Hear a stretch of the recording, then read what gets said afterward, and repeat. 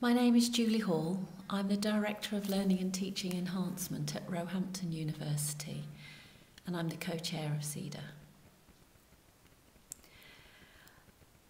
I was a sociology lecturer in the 80s and the 90s, and without a PhD I was trying to build up my research, and my research was really into the students who I was teaching. I was really intrigued by the multicultural students I was working with, many of them coming into university as mature students, and I began researching their experiences.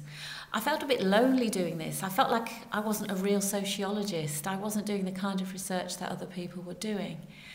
And I met somebody, James Wisdom, who was already involved in SEDA then. He was the educational developer at the university that accredited my course, and he suggested I go along to a SEDA conference and give a paper.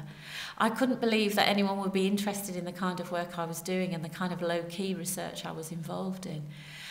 And then I found SEDA, and the conference was fantastic.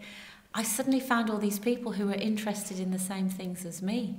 I realised there was a word, educational developer, and it was people thinking about how you taught when you had diverse students, how you encourage people to change their practice.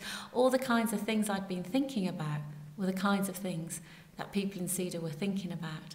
And I kind of felt like I'd found a home. It was a really emotional, interesting and inspiring conference. And I couldn't stop thinking about this organisation, and straight away I wanted to get more involved.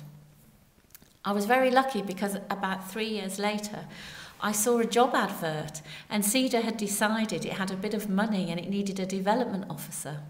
And I decided to go for that job, and I got that job.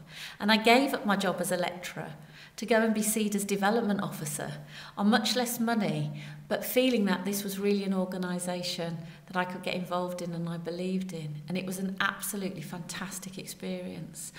It really, really did change my professional life. The job was temporary, and after that I became an educational developer in a university, and now I'm the Director of Learning and Teaching Enhancement at another university. So really, if it wasn't for SEDA, I don't think I'd have the job I've got now.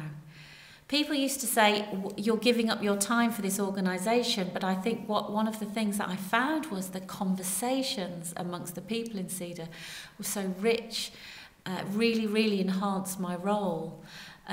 In a way, I got more out of SEDA than I was giving to SEDA, and it's continued to be like that. I think being an educational developer can be quite a lonely job. We're often part of small teams, our work is challenging, and I think without the SEDA community to share ideas, to give you other perspectives, to perhaps look for joint work where that's possible, I just think our jobs would be much harder. I think SEDA is really, really important. It continues to be important in my life. I became a member of the conference committee, and I was really keen to really think about what SEDA conferences were like, how members could get more involved, the kind of keynote speakers we had. I found that if I wanted to do something, SEDA was an organisation that was a kind of activist organisation. And if you had an interest and people thought it was a good idea, you could basically go for it. And that's what it's been like ever since. So now I'm really delighted to be co-chair. It's hard work, very difficult juggling a full-time job with the SEDA work, but I wouldn't be without it. It's been a really important, fantastic organisation for me. And if anyone watching this isn't a member of SEDA, I really heartedly encourage you to consider becoming a member.